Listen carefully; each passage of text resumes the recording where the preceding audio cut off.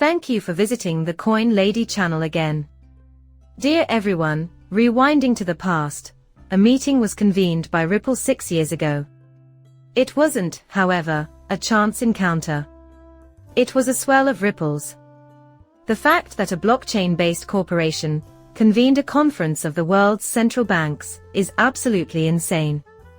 And they convened a group of 20+ experts from all over the globe to discuss how cutting-edge tech is paving the way for the payment system of the future. This link no longer exists. There it is. Avoid going there altogether. It was taken down, but the Ripple Summit, where the biggest names in the financial sector get together to discuss this topic, is still happening every year. Yes, we are already talking about the payment system of the future. Consider how bizarre it is that Ripple, a blockchain-based startup, is hosting banking conferences for the biggest banks in the world. I cannot comprehend. So, why does that matter now? We know that Ripple is still in talks with dozens of central banks back in 2023. More than 20 different governments and central banks have communicated with Ripple on CDC initiatives. The CDC platform has been upgraded, as announced today, and is now ready to bring about more innovative adoption and revolutionary use cases globally. In terms of CDC activities and partnerships with major players in the financial sector, Ripple is in a league of its own. A revolution is also upon us, and we know it. Seriously, I don't think I have to tell you how many central banks are investigating CBDCs, or may be involved in the next stages of CBDCs. A simple Google search should do the trick.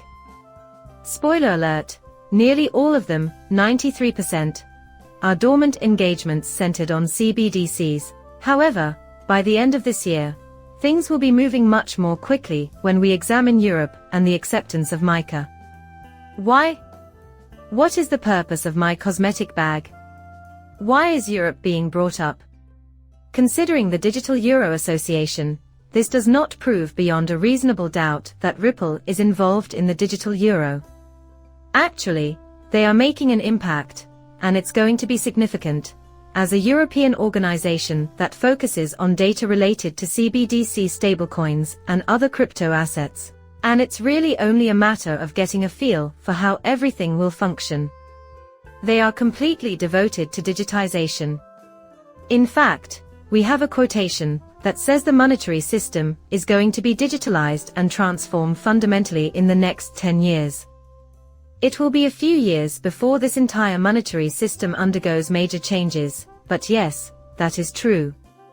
At that period, the liquidity cycles and the bull and bear markets will continue as before. Sitting about and thinking, oh my, we have to wait 10 years for anything major to happen, isn't necessary. Our answer is no. Old coins will still provide a ton of revenue for us, cycle after cycle. However, the coming decade will witness the most significant shifts in the external environment. Ripple and Xrp will play a crucial role in driving these transformations. That is my firm conviction. Plus, I've already explained to you why I've done the research. Beyond that, when we examine the DA members, we find Ripple, 0, Euro, and Dollar.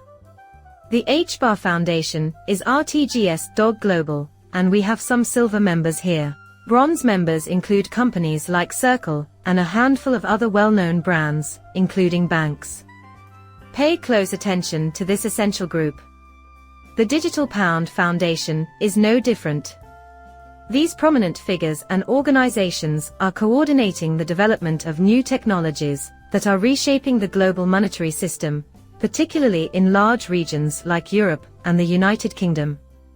Outside of this, though, I bring it up because there are other things that have repercussions related to the euro or cooperation with the ECB. One more thing from 2019 is technically available to us. It was June of 2019. Oh, sure. Hello, I am Stella. This study is a collaboration between the European Central Bank and the Bank of Japan. About 5 times in this section, we have emphasized Ripple as an example of a private sector project. This protocol is known as Interledger. The one that was selected is the large one. On the other hand, Ripple has created Xcurrent, which links banks through a worldwide system of affiliated organizations. Ripple network built on top of ILP, Xcurrent facilitates two-way communication between all involved parties and the synchronization of payments across all ledgers. We are already aware that SWIFT is not capable of handling communications or settlement. However, they do bring up SWIFT in conjunction with SWIFT GPI. Only messaging is being done by them. Thus, Ripple offers clearing and settlement services, including those related to messaging. Since SWIFT does not have the same basic clearing and settlement movement as Ripple, on-demand liquidity, or Ripple payments, I don't even mention them up when we discuss Ripple. They are limited to messaging, which is problematic, because Ripple is responsible for clearing and settling valuable matters, and their messaging isn't ready yet. That is fantastic, man. There was a 5-time reference of Ripple, though. You know, they even cite the original work. Regardless, it's worth noting that this particular set of private sector actions highlights Ripple. Am I missing something here? Take a look at what the ECB is collaborating on, for example.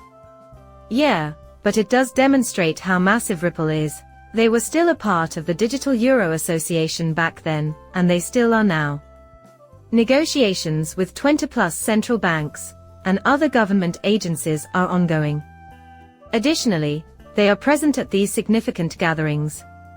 In 2023, there was an event involving the European Union, EU, and blockchain technology, sustainability in both the public and commercial sectors, Ripple and Renew Europe.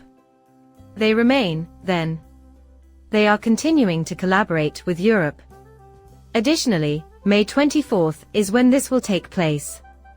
As it stands, this is America. Explain the benefits and drawbacks of regulating blockchain technology. Store Outright will also be there, and this is all with Ripple, who is hosting the panel. Europe is smack in the middle of this. Also, there's been a major revision to this article recently. The original posting date was in 2022. The most recent revision was made in May of 2024. April 18th. The trend towards quick payments is really picking up steam in Europe right now. This is sourced from Ripple.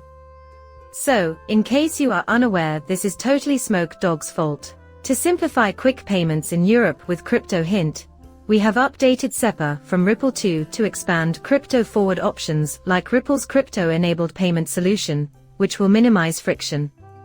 I simply wish to shift this so that we can take in the entire scene. Therefore, I will explain all that is written in this post. We are excited to simplify fast payments in Europe after reading this first. The second installment of the Payment Services Directive, which was implemented in 2016, aims to further boost competition in the payments industry. It expands the scope of existing directives to include new payment types and services, as well as improved customer protection and security. Additionally, the European Payments Council has made strides in this area through the SEPA Instant Credit Transfer System, an update to the original SEPA program that aims to alleviate data and cost issues related to Euro payments. Ripple's crypto-enabled payment solution is one example of an expanding crypto forum solution. It frees up working capital by doing away with pre-funding and complex background clearing mechanisms, which in turn opens up new doors for more PSBs to offer instant payments. Well, that concludes our video. When you're done, hit that like button and subscribe to my channel. Coming up shortly, farewell.